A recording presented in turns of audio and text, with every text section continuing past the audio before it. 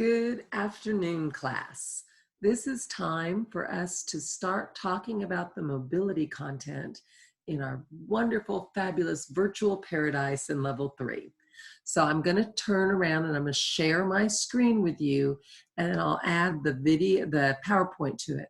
I've decided to break our PowerPoint for this mobility unit into several smaller PowerPoints rather than having one long one, so I could do little mini Zoom recordings, so you wouldn't have to have like a 2-hour one to listen to. You could have 4 or 5 30-minute ones. I'm going to share my screen, and then we'll go get started on the first content for mobility.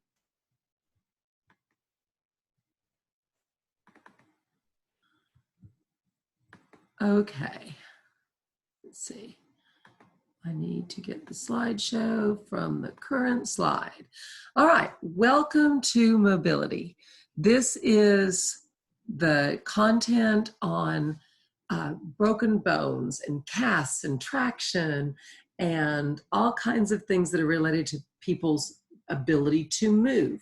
So we will talk about spinal cord injury, because that certainly can have long-term manifestation and problems with movement, and cerebral palsy, which is basically a disorder from birth that impairs a child's ability to move. So the concept, of course, of mobility is factors that facilitate or impair the movement of the body. And in order to have adequate mobility, we have to have plenty of energy, and our muscles have to be strong, and our skeleton has to be strong and stable. Our joints have to work, our brain has to be coordinated with good balance, and it's absolutely influenced by our age. And we're going to talk a little bit more about that shortly. The consequences of positive mobility are physical activity, independence of action, and weight control, which is certainly a big issue for all of us, especially under the current self-isolation and social distancing world that we're in. It seems that so many people are worried about weight gain. Of course, that's largely from the cortisol we're excreting because of the increased stress and the way we're dealing with our daily life. The negative manifestations of mobility are swelling, because the movement in our legs causes the muscles to push on the blood vessels and improves the venous return back to your heart. So it improves circulation and perfusion when we have good movement. If we have poor mobility, we decompensate, and our heart can't keep up well, and our blood doesn't circulate well, and we actually can get DOE, dyspnea on exertion. So with mild movements, the patient becomes very short of breath. People without adequate joint movement can get contractures. You've probably discussed those in level 2. We can get skin breakdown, and we know that's why we turn people in bed every 2 hours. We don't let people sit in one position long times. Decreased mobility can cause our bowels to become sluggish. We get constipated. We can actually develop incontinence from it. And there's a whole sense of self-esteem and pride and self-worth that comes from being able to take care of self, having the independence, moving independently, and doing what we need to do. And so when we lose that ability, our self-esteem and our self-worth can actually decline.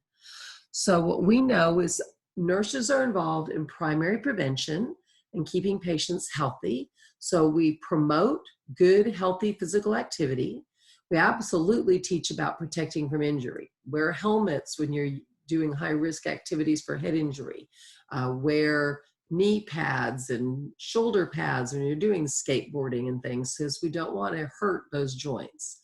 We want to promote optimum nutrition so that patients have adequate calcium and protein so their bones stay strong and their muscles stay healthy. And as somebody ages, especially, or when they become high risk from other reasons, we want to implement our fall prevention measures. We want to make sure that they are not falling either from a bed in the hospital, but also when they get up to move to go to the bathroom, or when they're at their house and they're trying to manipulate so they don't have electrical cords and throw rugs and things that are likely to impair their ability to maintain balance and to walk smoothly. So when we talk about primary prevention, the next step is secondary prevention, and that means early detection of problems. So we're going to talk about screening and early diagnostic testing. In childhood, as early in the school age years, during the pre-adolescent years, school nurses are all involved in scoliosis screening. Scoliosis is an S-shaped lateral curvature of the spine that causes the spine, instead of being straight up and down, to have an S curve to it sideways. And when that happens, they're not symmetrical. And that S shape can impair lung volume, because you think the posterior area of our thorax is managed by our spinal cord. So the spinal cord's twisted in a form that's laterally S-shaped. Then the pulmonary cavity changes its shape. So it can impair respirations, it can impair balance and activity, it can impair the ability to participate in sports safely. So there's lots of things that scoliosis can cause. The way we screen for it is we have children and come in a minimum amount of bulky clothing. So they can have a single t-shirt on or a sports bra or something like that. And we'll look at their spine straight on and make sure it's vertical, perfectly vertical. We also will have them bend from the hips and see if one hip is higher than the other, if one iliac crest sits up higher than the other. That's another thing we can do. Back when girls wore dresses every day to school, one of the things we used to teach school nurses to do is to look at the hemline and see if the hem on one side of the dress was closer to the floor than the other. So if their hemlines are uneven on a dress, we could tell if scoliosis is a problem for that young woman. A little harder for our young men in school. But those are the kinds of things we do. Look at the back and then have them bend from the waist and then look at their hemlines. Another screening that we can do is osteoporosis screening. And of course, osteoporosis you've studied in level 2, and you know that's the demineralization of the bones that comes from aging. And so along the way, our osteoblastic and osteoclastic activity changes, so our bones start demineralizing and aren't as strong, especially after menopause. And so one of the screens we do for that is a DEXA scan or a bone scan. And we look at the wrists, we can look at the hips, and we can look at the spine to see if they're beginning to lose bone density. And when that happens, they're higher at risk for fractures. We also will do screening for falls, fall assessment screening. The Morse scale is absolutely the most common scale we use for fall assessment. It looks at whether you have a history of falls, if you're using assistive devices to walk, if you have comorbidities that would impair your ability to stay upright on your feet, because things like hypotension, dehydration, polyuria can certainly affect your need to move quickly and move with stability. If they have an IV site or other medical equipment attached to them, how strong their gait is, and their mental status are all assessed on the Morse scale. Another thing we can do is we can look at our patients' medications, because there are a lot of medications that absolutely increase the risk for the patient to fall. Antidepressants, antipsychotics, our sedatives that we give at night to help with sleep, and benzodiazepines, which are that's like Valium or my brain is blanking, diazepam, lorazepam, all of those. And so they decrease anxiety. They also muscle relaxants, but they decrease anxiety, and they also make the patient at risk for falls. Other medications that can make somebody more likely to fall, antihypertensives, because they can cause that dizziness. The diuretics, the use of diuretics, because they have the patient getting up frequently to go to the bathroom with urgency, so they tend to rush, they have trouble manipulating equipment, and they're more likely to fall. It also drops their fluid volume in their body, which can make them more likely to have low blood pressure and increase their risk from falls from that perspective. NSAIDs, non-steroidal anti-inflammatory drugs, have been shown to increase the patient's risk for falls. So patients who take a lot of ibuprofen and other anti-inflammatory drugs. When we're born with 2 open fontanelles on the top of our head. This is the skull is a bone. We're talking about bones and muscles throughout this entire unit. So we're going to talk about pediatric issues with bones and bone changes in pediatrics, and then we'll talk about the age-related changes. So at birth, we have two open fontanelles. You have an anterior and a posterior fontanelle. And underneath those fontanelles is they're intended to be open so the brain can grow, and eventually they'll calcify up and completely enclose the brain. But while they're open, damage to that area can certainly impair the cerebrum worse. They also are ways to assess dehydration and fluid overload because they will either be compressed or depressed or they'll bulge. And so we can tell some things about intracranial pressure and fluid from the fontanelles. The anterior fontanelle should close at 3 months. The posterior fontanelle closes at 3 months. The anterior closes at 18 months. That's the one on the top of the head. When a child is born, their spine is more convex. And as they grow, we get that S-shaped, it's not lateral S-shaped like scoliosis, but a vertical S-shape where everything sticks out a little more at the thorax. And then we have that inward shift at the lumbar area. So we have a bit of a S-shape when we're standing upright. It's hard to describe. The scoliosis is a lateral S, whereas the natural spine S goes from front to back. If the spine does not change shape, that you might have kyphosis, or you might have either swayback or humpback could happen. Bones are more porous in children.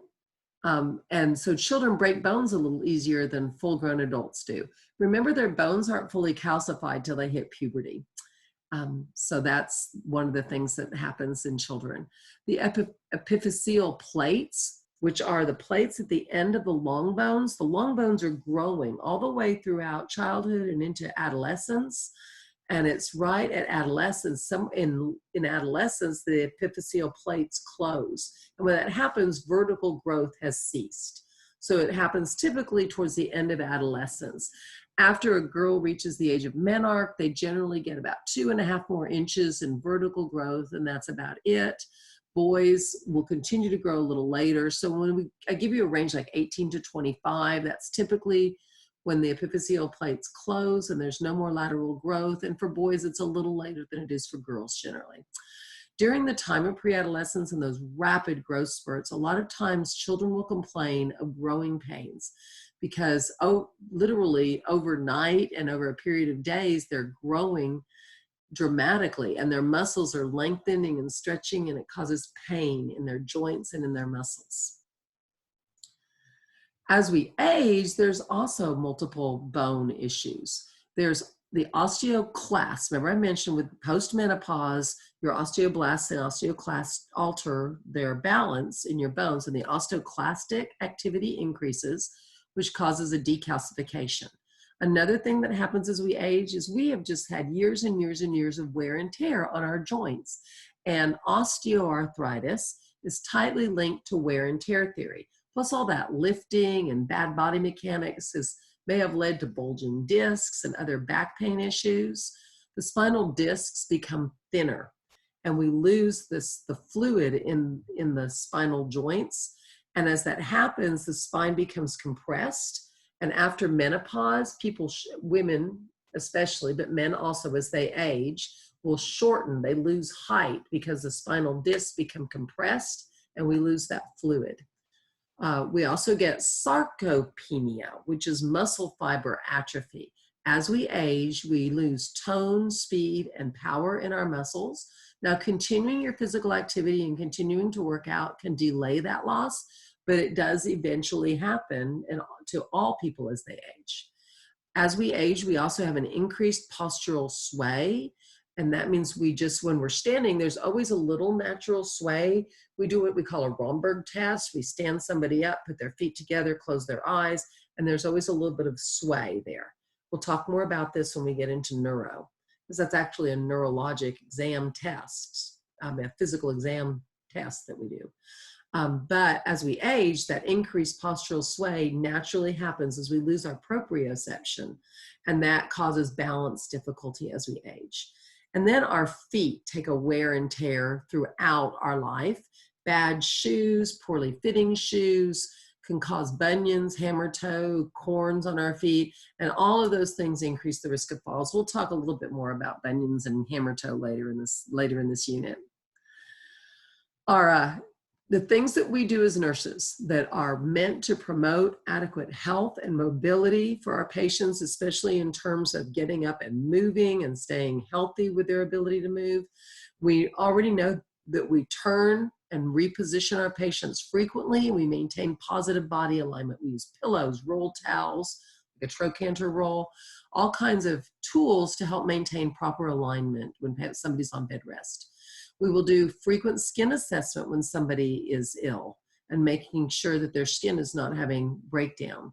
We also will provide good skin care, keeping it clean, keeping it dry, keeping it moist. Dry as far as not sitting water. Moist, I mean it's not cracking. It's so dry that it's cracking. We'll do range of motion of all those joints. And if somebody's not able to move their own, we will do assisted range of motion or passive range of motion. So we will run all their joints through their range of activity to the extent that their physical illness allows us to do. We want them to keep deep breathing.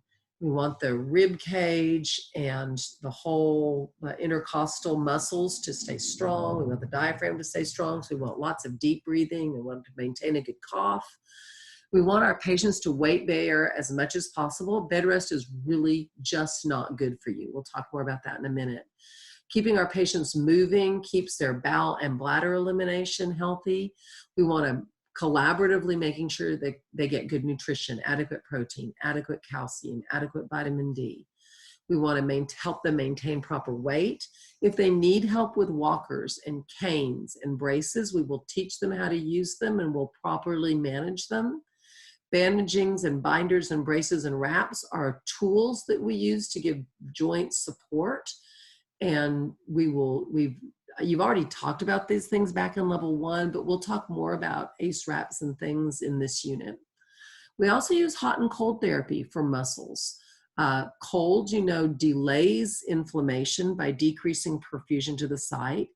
Heat increases perfusion to the site. So depending on when the injury is, we would choose to use cold or heat. And what the injury is. If we want to relax the muscle, we'd use heat. If we want to decrease swelling, or we won't use cold to decrease swelling, but we use it to prevent future swelling or delay future swelling.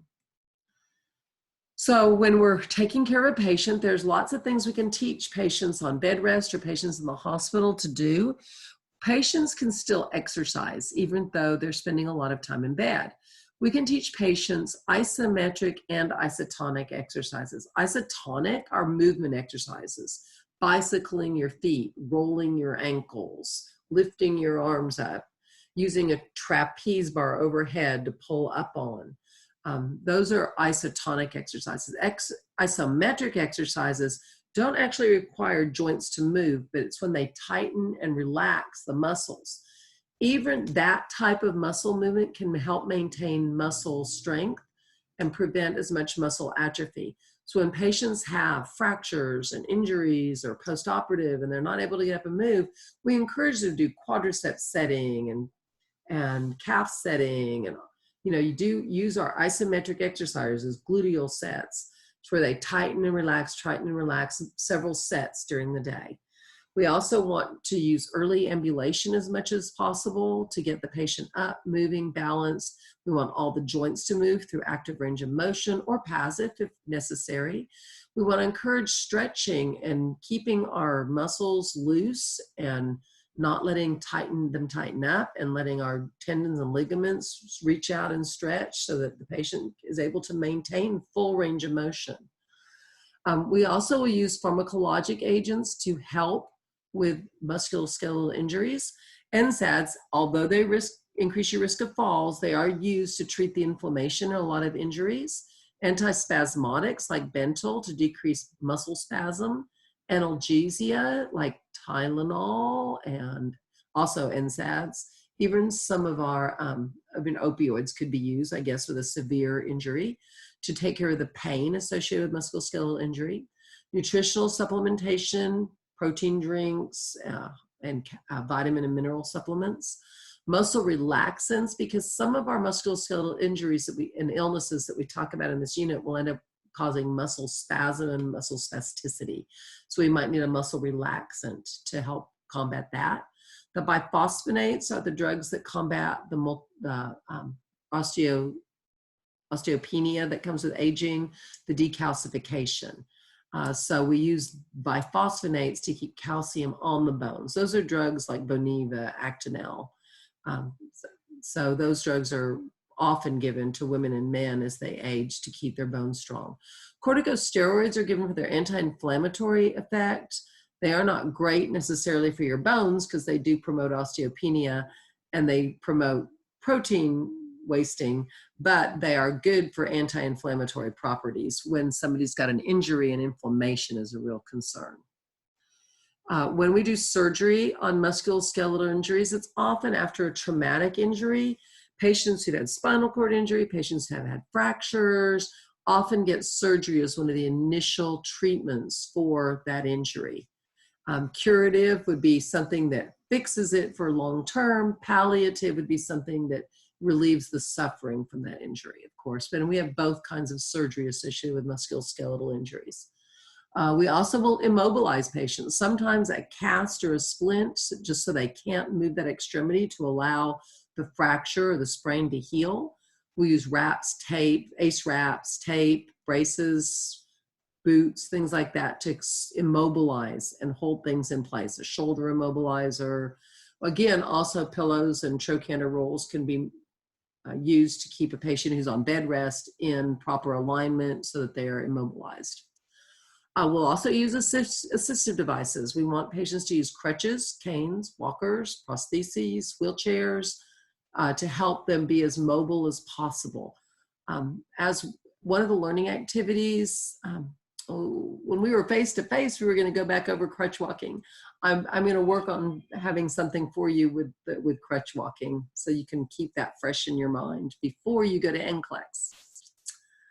All right, physiologic effects of immobilization. Remember I said a little bit ago that bed rest was absolutely bad for you. When we put somebody to bed and we don't let them move, lots of horrible things happen. The first thing is they lose muscle strength and their muscles atrophy. The osteoclasts become more active, which causes demineralization of our bones. That releases the calcium into our bloodstream. That causes hypercalcemia.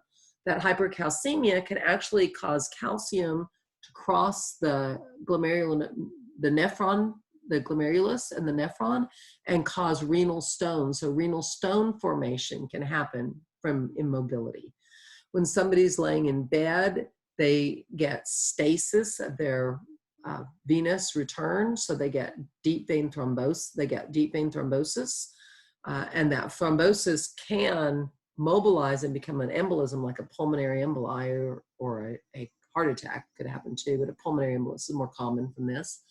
When somebody goes to bed for a while, they are more prone to orthostasis when they get up. So when they stand up, they're more prone to that dizziness and that drop in blood pressure that comes from position changes.